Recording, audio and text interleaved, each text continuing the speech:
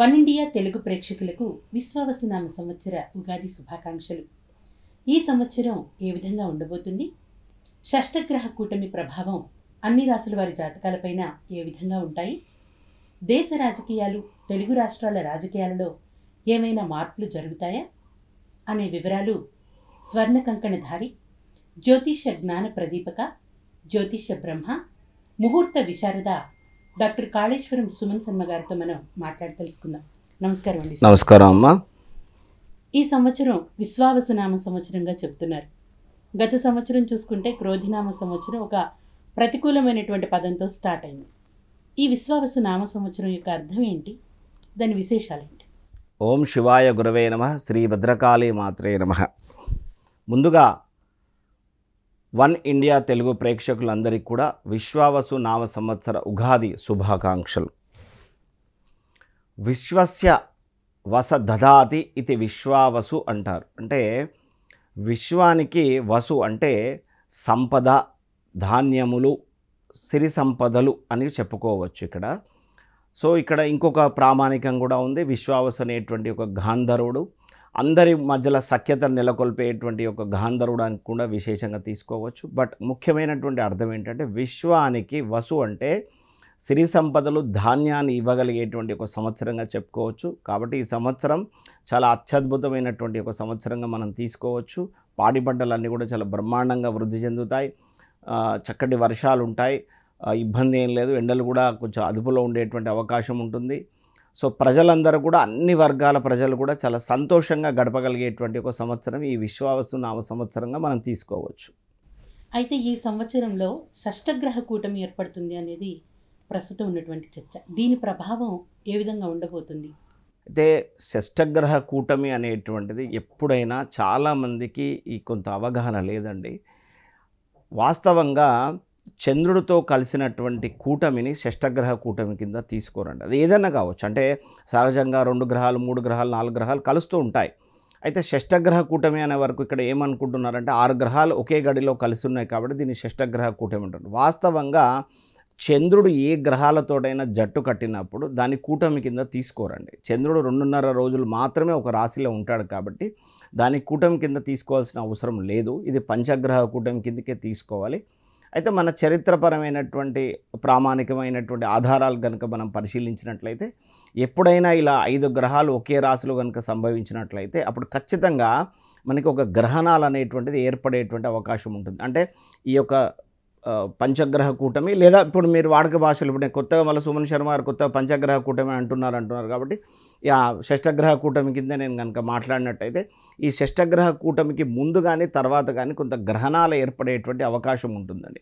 అయితే ఈ గ్రహణాలు ఏ ప్రాంతంలో అయితే ప్రభావితాన్ని చేయగలుగుతాయో, ఏ ప్రాంతంలో అయితే గ్రహణాలు కనపడతాయో ఆ ప్రాంతానికి సంబంధించినటువంటి ఒక చెడు కానీ, ప్రళయాలు కానీ, భూకంపాలు కానీ, ఇబ్బందులు కానీ, ప్రజలు అధిక సంఖ్యలో మరణించడం కానీ, ఏదైనా ఒక కొత్త రోగం వృద్ధి చెందడం అనేటువంటిది జరుగుతుంటుందండి. అయితే ఈ యొక్క కూటమిలో కూడా ఎప్పుడైనా కూడా చాలా గురువు శనుల యొక్క కలయికను మాత్రమే అత్యద్భుతమైనటువంటి విద్వాంసంగా తీసుకోవచ్చు. చరిత్ర అలాగే చెప్పబడిందండి. సో కాకపోతే దాన్ని వ్యక్తిగతమైనటువంటి రాశి ఫలితాలకు తీసుకొచ్చి చాలా మీనరాశి వాళ్ళకు ఒక రకంగా ఉందని, లేదా భయపడిపోతున్నారండి, లేకపోతే అది మృత్యుతో సమానమైన కష్టం వస్తుందండి, ఈ రాశి వారికి బాగాలేదండి, లేకపోతే ఈ రాశుల వాళ్ళు పట్టిందల్లా బంగారం అండి, నక్కతోక తొక్కినట్టే అండి, రాజయోగం సంభవిస్తుందండి, ఇవన్నీ కూడా చాలా అసత్యాలండి వాస్తవంగా చెప్పాలంటే. ఎందుకంటే వ్యక్తిగతమైన జాతకం పరిశీలన చేసుకొని దానికి అనుగుణమైనటువంటి విషయాలను మనం అనువదించుకోవాలి. కానీ ఒక కూటమి వల్ల మన తలరాతలు మారిపోయేటువంటి అవకాశం అయితే ఏం లేదు. ఇలాంటి వదంతులు కూడా దయచేసి నమ్మకండి. ఎందుకంటే మనం నెక్స్ట్ తరానికి ఇచ్చేటప్పుడు కానీ, లేకపోతే ఒక జ్యోతిష్యుడిగా మాకున్నటువంటి బాధ్యత ఏంటంటే మా వీడియో కానీ, ఇప్పుడు ఈ వీడియో చూస్తున్నారనుకోండి, మేము కొంచెం నాలెడ్జ్ఫుల్ ఇచ్చే ప్రయత్నం చేయాలి. కానీ ఒక భయపెట్టేసి ఇలా జరిగిపోతుంది, అలా జరిగిపోతుందండి అనేటువంటి అసత్య ప్రచారాలు కూడా మానించి కూడా మొదలు కావాలి. కాబట్టి నేను నిర్మోహమాటంగా చెప్తున్నాను, ఇలాంటిది ఏమీ లేదండి. దీంతో మన ప్రాంతంలో ఎలాంటి ఇబ్బంది ఏమీ లేదు. ఎందుకంటే ఇప్పుడు ఏదైతే మనకు చంద్రగ్రహణం వచ్చిందో, రేపు ఇవాళ వచ్చేటువంటి ఒక సూర్యగ్రహణం మన ప్రాంతంలో అంటే మన దేశంలో లేదు. కాబట్టి ఈ యొక్క షష్టగ్రహ కూటమి వల్ల మన భారతదేశానికి వచ్చినటువంటి ఇబ్బంది కానీ, ముప్పు కానీ అటువంటిది ఏమీ లేదండి. మీరు ఒకవేళ కనుక గమనించినట్లయితే 2019 డిసెంబర్ 26వ తారీఖు రోజు సేమ్ ఇలాగే షష్టగ్రహ కూటమి మకర రాశిలో సంభవించిందండి.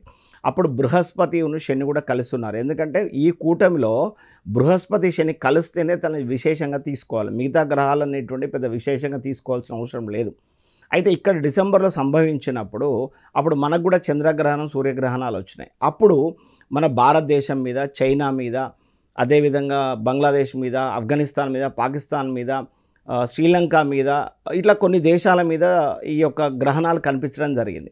సో దాని ప్రభావాన్ని కనుక మనం అబ్జర్వ్ చేసినట్టయితే అత్యధికంగా జన నష్టం జరిగి కానీ ఆర్థికంగా కానీ కొలాప్స్ అయినటువంటి యొక్క దేశాలలో మన ఏషియా కాంటినెంటే ఎక్కువ నష్టపోయింది. సో అటు చైనా కానివ్వండి, ఇటు భారతదేశం కానివ్వండి, ఇవన్నీ కూడా కొంత నష్టపోయినటువంటి అవకాశం ఉండే. సో అట్లా ఒక ప్రామాణికం ఉంటుందండి. ఈ గ్రహణాలు సంభవించినప్పుడు మనకు ఒక ఇండికేషన్ ఇస్తాయి.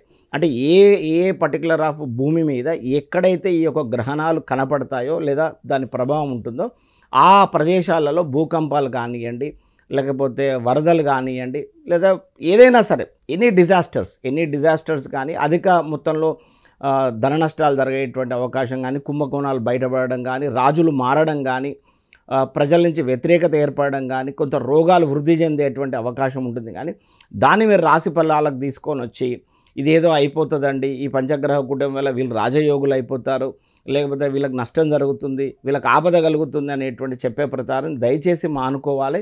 ఇది ఈ వేదిక ద్వారా నా తోటి బ్రాహ్మణులకు జ్యోతిష్యులకు కూడా నేను ఖచ్చితంగా చాలా వినయంగా చెప్పదలుచుకున్నాను. ఎందుకంటే ఇప్పుడు మీరు చూసేటువంటి విధానాన్ని చూసి చాలామంది చాలా రకాల భయపడి ఈ పూజలు చేద్దాం, ఆ పూజలు చేద్దాం, లేకపోతే ఇక ఎట్లా అనే ఒక భయంలో కూడా సైకలాజికల్గా చాలామంది డిప్రెస్ అవుతున్నారు. సో అలా ఏమీ లేదండి. వ్యక్తిగతమైన జాతకం ఒకటి ఉంటుంది, దాన్ని మీరు వ్యక్తిగతమైనటువంటి యొక్క జ్యోతిష్యుని సంప్రదించి తగినటువంటి సలహాలు సూచనలు తీసుకోండి. కానీ దీనివల్ల అద్భుతాలు జరిగేది ఏం లేదు. ఇప్పుడు ఉదాహరణకు చెప్తున్నారు, ఈ పలానా రాశి వాళ్ళు, పలానా 4 రాశుల వారు అద్భుతమైన రాజయోగులు అవుతారు, 100 కోట్లు సంపాదిస్తారని చెప్తున్నారు. అంటే ప్రతి 12 మందిలో 4 కోటీశ్వరులు అవుతారండి. అది పాసిబులేనా అసలు?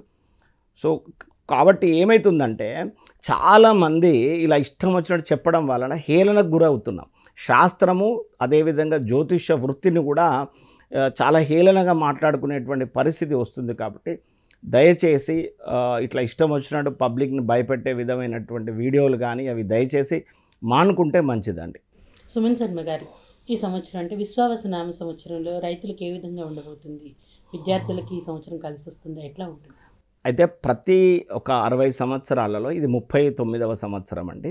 అయితే ప్రతి సంవత్సరంలో మనకు ఒక పేరు ఉంటుంది. ఇప్పుడు విశ్వావసు నామ సంవత్సరం అని అన్నాం. అలాగే లాస్ట్ ఇయర్ తీసుకుంటే క్రోధీనామ సంవత్సరం, శోభకృత నామ సంవత్సరం, విజయ సంవత్సరం, జయ సంవత్సరం, ప్రభావనామ సంవత్సరం, ఇలా చెప్తూ ఉంటాం కదా. ప్రతి సంవత్సరానికి ఒక పేరు ఏదైతే నిర్ణయించబడిందో ఆ పేరుకి ఒక అద్భుతమైనటువంటి సంస్కృతంలో ఒక అర్థం ఉంటుందండి. ఆ సంవత్సరం ఎలా గడవబోతుంది అనేటువంటి ఇండికేషన్ మన పూర్వీకులు, మన పెద్దవారు ఇచ్చారు. సో విశ్వావసనామ సంవత్సరంలో అద్భుతమైనటువంటి విషయం ఏంటంటే, ఫస్ట్ థింగ్ గుర్తుపెట్టుకోండి, గ్రౌండ్ వాటర్ లెవెల్ పెరుగుతాయి, ఇబ్బంది ఏమీ లేదు, సకాలంలో వర్షాలు పడతాయి, అద్భుతమైనటువంటి యొక్క ప్రకృతి సహకరిస్తుంది.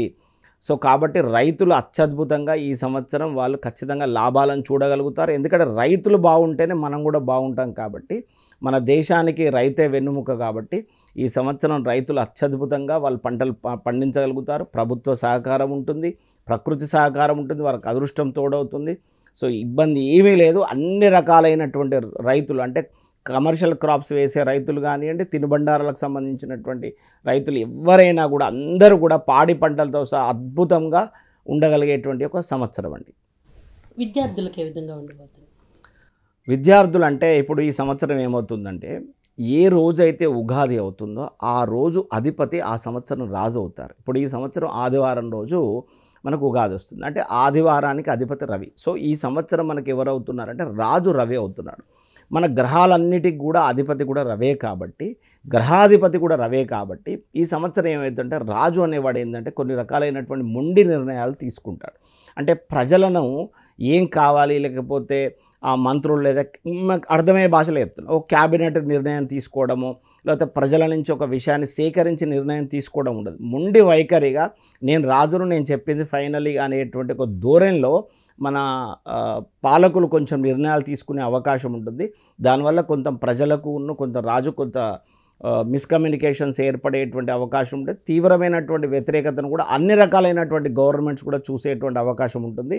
ముఖ్యంగా ఏంటంటే నేను చెప్పాను కదా ఇంతకుముందు, గ్రహణాలు ఎక్కడైతే ఏర్పడ్డాయో అక్కడ ఉండేటువంటి వాళ్ళకి అధికమైనటువంటి ప్రభావం ఉంటుంది. కాబట్టి ఇప్పుడు అమెరికా అనుకోండి, జర్మనీ అనుకోండి, స్కాట్లాండ్ అనుకోండి, నెదర్లాండ్స్ అనుకోండి, గ్రీన్లాండ్, ఐస్లాండ్ ఇలాంటి ప్రదేశాల మీద అత్యధికంగా ఈ యొక్క గ్రహణ ప్రభావం పడ్డది. కాబట్టి ఇక్కడ పాలకులు మారడం కానీ ప్రజల నుంచి వ్యతిరేకతమైనటువంటి విషయాలు జరిగేటువంటి అవకాశాలు ఉంటాయండి.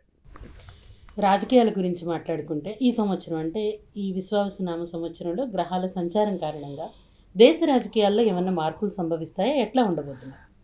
ఖచ్చితంగా ఈ సంవత్సరం రాజు రవి అవ్వడం వల్ల ఏమవుతుందంటే రాజు కూడా ఇంకొక 3 పాత్రలను కూడా తీసుకుంటున్నాడు. సో కాబట్టి ఖచ్చితంగా ఉంటుందండి. ఒకవేళ కనుక మీరు గమనించినట్లయితే మన దేశ రాజకీయాలకు సంబంధించినటువంటి కనుక మనం తీసుకుంటే కొన్ని రకమైనటువంటి కీలకమైనటువంటి బాధ్యతలలో మార్పులు జరిగే అవకాశాలు ఉంటాయి. ఇది అప్రాక్సిమేట్లీ జూలై, ఆగస్టు, సెప్టెంబర్ ఈ 3 నెలలు కనుక గమనిస్తే ఆ యొక్క పర్టికులర్ ఆఫ్ ప్లానటరీ పొజిషన్స్ని కనుక మనం అబ్జర్వ్ చేసినట్టయితే ఇప్పుడు ప్రజెంట్ బీజేపీ మనకు దేశ రాజకీయాలలో ఉంది. సో అందులో కూడా కీలకమైనటువంటి పదవులు కానీ, మంత్ర పదవులు కానీ, లేదా ఇంకోలకు బాధ్యతను అప్పజెప్పడం కానీ, లేదా రాజ్య అధ్యక్షుడు మారడం కానీ, లేదా రాష్ట్రాలకు సంబంధించినటువంటి వాటి మీద ఫోకస్ పెట్టి రాష్ట్ర అధ్యక్షులను మార్చడం కానీ, లేదా వాళ్ళ ప్రణాళికలను మార్చేటువంటి అవకాశాలు ఉంటాయి. అంటే కొత్తగా వాళ్ళు ముందుకెళ్ళాలనేటువంటి ధోరణితో వెళ్ళేటువంటి అవకాశం వల్ల కొంత వ్యతిరేకతను మాత్రం ప్రతి గవర్నమెంట్, నేను ఒక బీజేపీ, నేను కాంగ్రెస్ లేకపోతే బీఆర్ఎస్ దాని గురించి నేను మాట్లాడలేదు, ప్రతి ఒక్క గవర్నమెంట్కి సంబంధించినటువంటి వాళ్ళు కొంత ప్రజల నుంచి కొంత వ్యతిరేకతను మాత్రం ఎదుర్కొంటారండి. దేశ రాజకీయాలను కుదిపేసేటువంటి అంశాలు ఏమైనా ఈ సంవత్సరం వెలుగులోకి వస్తాయి? ఇప్పుడు కొంత వ్యక్తిగతమైనటువంటి హారోస్కోప్స్ని లేకుండా మనం బ్లైండ్గా బ్లఫ్గా కొన్ని విషయాలు మనం చర్చ చేయలేము. బట్ మొత్తం మీద మీరు కనుక గమనించినట్లయితే నేను చెప్తున్నాను కదా, జూలై, ఆగస్టు, సెప్టెంబర్ ఈ 3 నెలలలో కనుక మీరు అబ్జర్వ్ చేసినట్లయితే కొన్ని రాష్ట్రాల యొక్క సీఎంలు మారేటువంటి అవకాశం కానీ, ఒక రాజకీయపరమైనటువంటి గందరగోళం లేదా ఒక రకమైనటువంటి ఒక ఇబ్బందులు కలిగేటువంటి అవకాశం మాత్రం గోచరిస్తూ ఉందండి. అది గతంలో ఉన్నటువంటి అంటే గవర్నమెంట్స్ ఎప్పుడు మారాయి, సీఎంలు ఎప్పుడు మారారు, అలాంటి ప్లానటరీ పొజిషన్స్ అన్నీ కూడా కొంత రెఫర్ చేసి చెప్పడం జరుగుతుంది. బ్లైండ్గా బ్లఫ్గా ఓ మాట అనేస్తున్నాడు సుమన్ శర్మ గారు, ఏదో ఒకటి జరుగుతలేదు, ఎక్కడో దగ్గర రాష్ట్రంలో జరుగుతుందనే ఉద్దేశం కాదు. ఇవంతా కూడా ఒక స్టడీ అండి. ఆ స్టడీని బేస్ చేసుకొని ఇప్పుడున్నటువంటి యొక్క పరిస్థితుల ప్రకారంగా జూలై, ఆగస్టు, సెప్టెంబర్ ఈ 3 మాసాలలో మన రాష్ట్రంలో కూడా కొంత ఇబ్బందికరమైనటువంటి పరిస్థితి ఉంటుంది. అలాగే దేశ రాజకీయాలలో కూడా కొంచెం చేంజెస్ కలుగుతూ ఉంటాయి. అధ్యక్షులు మారేటువంటి అవకాశం కానీ, పెను మార్పులు ఉంటాయి. కొంచెం మొత్తం మీద అయితే రాజకీయ పరంగా మాత్రం ఈ సంవత్సరంలో ఈ 3 మాసాలలో మాత్రం ప్రత్యేకంగా కొంత ఆందోళన చెందవలసినటువంటి అవసరం అయితే ఉందండి. దేశ రాజకీయాల గురించి మాట్లాడుకుంటున్నాం. ప్రధాని నరేంద్ర మోడీ గారికి ఈ సంవత్సరం విశ్వావసునామ సంవత్సరం ఎలా ఉంది? నరేంద్ర మోడీ గారికి సంబంధించండి వారిది వృశ్చిక రాశి. వారి జాతక ప్రకారం ఏంటంటే కొంచెం గ్రహస్థితి పెద్ద అంత అనుకూలంగా లేదు. కొంత అంటే గతంలోతో పోలిస్తే కొంత వ్యతిరేక పవనాలు కొంత ఉండేటువంటి అవకాశం ఉంటుంది. బట్ కాకపోతే ఏమవుతుందంటే కొన్ని జాతకాలు అంటే ఇప్పుడు వృశ్చిక రాశి అని నేను చెప్పాను. సో వృశ్చిక రాశి అందరికి కూడా అలా ఉండదు కదా, కొంత వ్యక్తిగత జాతకం కూడా ఉంటుంది. కాబట్టి వారికి ఉన్నటువంటి దైవ బలంతో కొంతవరకు తను నెగ్గుకొచ్చేటువంటి అవకాశం ఉంటుంది. ఈ సంవత్సరం చివరిలో అంటే 2026 ఫిబ్రవరి, మార్చ్, ఏప్రిల్ ఈ 3 నెలల్లో మాత్రం కొంత అనారోగ్యపరమైనటువంటి సమస్యలతో మాత్రం నరేంద్ర మోడీ గారు కొంత ఇబ్బంది పడేటువంటి అవకాశం అయితే గోచరిస్తుందండి.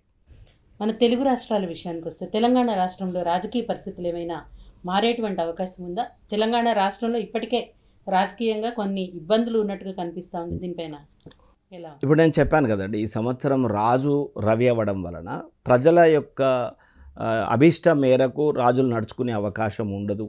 అదేవిధంగా కొంత గ్యాప్ వస్తుంది, కొంత మిస్కమ్యూనికేషన్ ఏర్పడుతుంది పాలకులకు ఈ ప్రజలకు మధ్యలో. కాబట్టి నేను మళ్ళీ చెప్తున్నాను, జూలై, ఆగస్టు, సెప్టెంబర్ ఈ 3 మాసాలలో మన యొక్క తెలంగాణ రాష్ట్రంలో కొంత రాజకీయపరమైనటువంటి ఆందోళన, మార్పులు, చేర్పులు కూడా జరిగేటువంటి అవకాశాలు ఉంటాయి.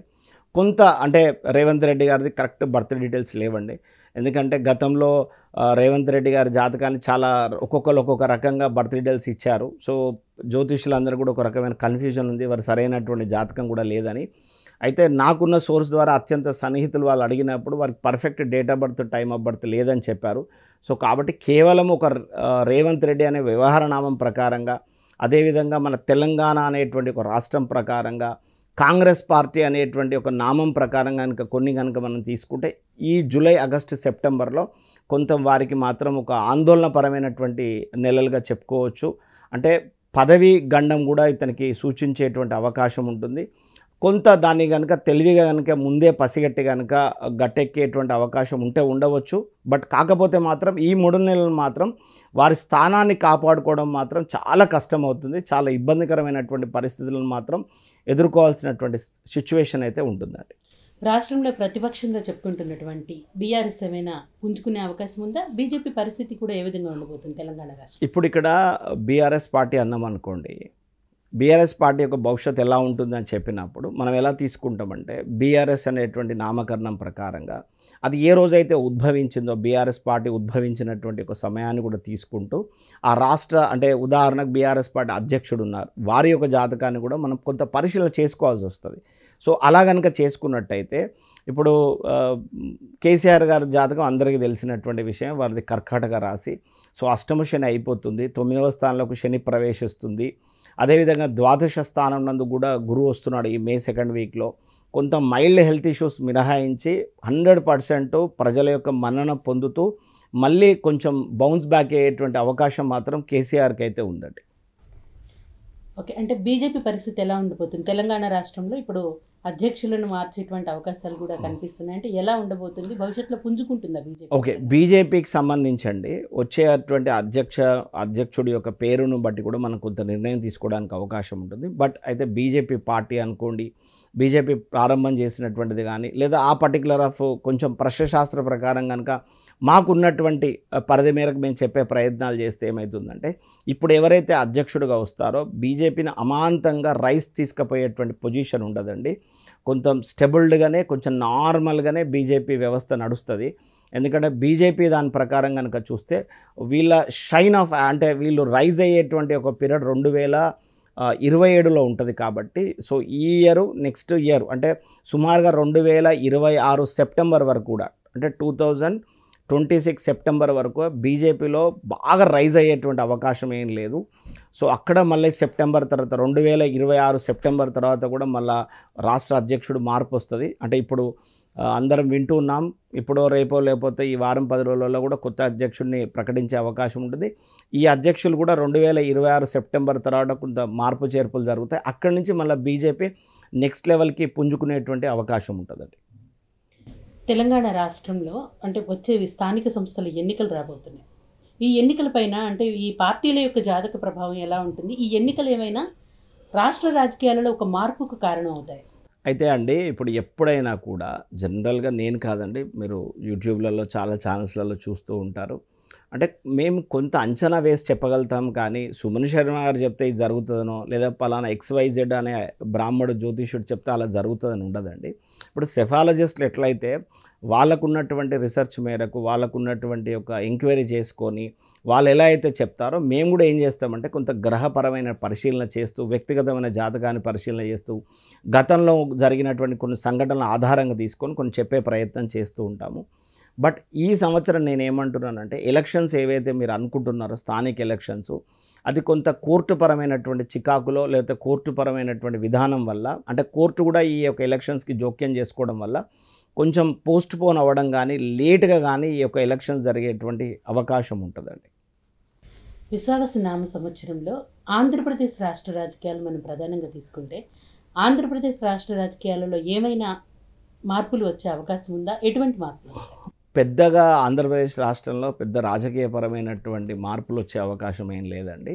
ఇప్పుడు జగన్ గారి జాతకం ప్రకారం కనుక తీసుకుంటే కొంచెం దశమ శని యొక్క ప్రభావం వల్ల ఏమవుతుందంటే కొన్ని రాంగ్ డెసిషన్స్ తీసుకోవడము, దగ్గర ఉండేటువంటి నమ్మకస్తులను కూడా కొంత ఆయన విడుచుకోవడం కూడా జరుగుతుంది. కాబట్టి ఈ సంవత్సరం కూడా జగన్ గారు కొంత గండు కాలంగానే చెప్పుకోవచ్చు.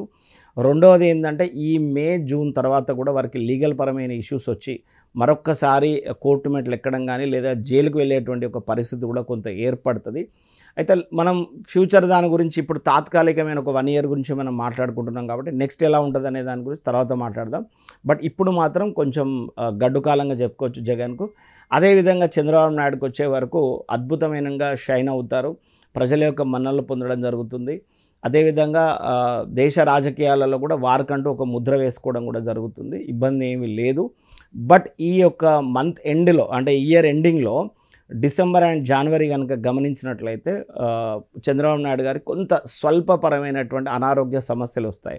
2025 డిసెంబర్ 2026 జనవరి ఈ 2 నెలలు ఆంధ్రప్రదేశ్ ముఖ్యమంత్రి నారా చంద్రబాబు నాయుడు గారికి కొంత అనారోగ్య సమస్యలు వచ్చేటువంటి అవకాశం ఉంటుంది.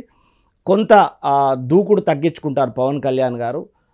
పవన్ కళ్యాణ్ ఇప్పుడు డిప్యూటీ సీఎంగా ఉన్నారు కదా, వారు కొంత దూకుడుని తగ్గించుకొని కొంత నాలెడ్జ్ డెవలప్ చేసుకోవడం కానీ ఇంకొక పర్ఫెక్ట్ ఆఫ్ లైనింగ్ అంటే అనుభవజ్ఞుడిగా మారేటువంటి అవకాశం ఉంటుంది. కానీ ఇప్పుడు వచ్చేటువంటి కాలంలో కొంత వారి దూకుడు కొంత తగ్గేటువంటి అవకాశం అయితే గోచరిస్తుంది. అంటే జనసేన పార్టీకి ఈ సంవత్సరం ఏ విధంగా ఉండబోతుంది ఉగాది? జనసేన పార్టీకి పవన్ కళ్యాణ్ గారికి ఎలాంటి ఇబ్బంది ఏమి లేదండి. బట్ నేనేమంటానంటే అంత దూకుడు అనేది అంటే గతంలో కనుక మనం చూసినంత దూకుడు ఆవేశంగా ఉపన్యాసాలు ఇవ్వడం చాలా ఫాస్ట్గా రియాక్ట్ అయ్యేటువంటి విధానం లేకుండా కొంత ఆ యొక్క ఆవేశాలను ఆ కోపాన్ని కొంత తగ్గించుకొని కొంత అనుభవజ్ఞుడిగా మారి కొంచెం పాలిష్డ్ పర్సన్గా మారేటువంటి అవకాశం. అదేవిధంగా ఈ యొక్క జనసేన అనేటువంటి పార్టీ కూడా చాలా గ్రౌండ్ లెవెల్స్కి నిదానంగా కూడా కొంచెం ప్రొసీడ్ అయ్యేటువంటి అవకాశం ఉంటుందండి. దేశ రాజకీయాలలో చర్చ జరిగేలాగా ఆంధ్రప్రదేశ్ రాష్ట్రంలో ఏమైనా మార్పులు జరుగుతాయి ఈ సంవత్సరం? నేను చెప్పాను కదండి, జూలై, ఆగస్టు, సెప్టెంబర్ ఈ 3 నెలల్లో రేవంత్ రెడ్డి గారి జాతక ప్రకారంగా అంటే వ్యవహారనామం ప్రకారంగా లేదా గతంలో ఉన్నటువంటి ప్లానటరీ పొజిషన్స్ అంటే ఎప్పుడైతే సీఎంలు మారారో లేకపోతే ఎప్పుడైతే ఈ యొక్క రాజకీయపరమైనటువంటి సంసిద్ధత ఏర్పడ్డటువంటి ప్లానటరీ పొజిషన్స్ని చెక్ చేసుకొని ఈ సంవత్సరం ఉన్న రాజును ఈ పంచగ్రహ కూటమి యొక్క ప్రభావాలు పడేటువంటి విధానాలన్నీ కూడా కొంచెం చేసుకుంటే జూలై, ఆగస్టు, సెప్టెంబర్ అనేటువంటిది కొంచెం పెను మార్పులు ఈ రాజకీయ పరంగా మాత్రం తెలంగాణ రాష్ట్రంలో అయితే సంభవించేటువంటి అవకాశం అయితే ఉందండి. ఆంధ్రప్రదేశ్ రాష్ట్రంలో ఆంధ్రప్రదేశ్ రాష్ట్రంలో పెద్ద చేంజెస్ ఏమి లేవండి. మీరు ఆంధ్రప్రదేశ్ రాష్ట్రంలో పెద్ద చేంజెస్ కూడా ఏమీ ఉండదు. కొంచెం బలహీనపడతాడు ఇంకా మన జగన్ గారు, ఇంకా కూడా బలహీనపడేటువంటి అవకాశం ఉంటుంది. బట్ ఆంధ్రప్రదేశ్ రాష్ట్రంలో పెద్ద మార్పులు ఏమి లేవండి. లోకేష్ జాతకం ఈ సంవత్సరం ఏ విధంగా ఉంది? లోకేష్ జాతక ప్రకారం కనుక అబ్జర్వ్ చేస్తే ఈ ఆగస్టు తర్వాత వారికి అదనపు బాధ్యతలను కూడా స్వీకరించే అవకాశం ఉంటుంది. అంటే ఇప్పుడు తను ఆల్రెడీ ఒక మినిస్ట్రీ ఉన్నాడు అనుకోండి, ఇంకా ఎక్స్ట్రా ఇంకొక పదవి కూడా అంటే ఇంకో శాఖలు కూడా తనలో యాడ్ అయ్యి తన బాధ్యతలు కూడా పెరిగేటువంటి అవకాశం ఉంటుంది. మంచి లైమ్ లైట్లోకి వస్తాడండి. ఎందుకంటే ఒక మంచి రైజ్ ఆఫ్ పీరియడ్లోకి తను ఎంటర్ అయ్యాడు యాక్చువల్లీ. ఇది విశ్వావసు నామ సంవత్సరం రాజకీయ పార్టీల పరిస్థితులు, రాజకీయ పార్టీలలో చోటు చేసుకునేటువంటి వివిధ పరిణామాలు. మొత్తానికి జూన్, జూలై, ఆగస్టు మాసాలలో రాజకీయంగా కొన్ని మార్పులు చేర్పులు సంభవిస్తాయని సుమన్ శర్మ గారు చెప్పారు. ఏది ఏమైనప్పటికీ ఈ సంవత్సరం అందరికీ కలిసి రావాలని, రాజకీయ రంగంలో చోటు చేసుకునే మార్పులు కూడా ప్రజలకు ఉపయోగకరంగా ఉండాలని కోరుకుందాం. చూస్తూనే ఉండండి వన్ ఇండియా తెలుగు.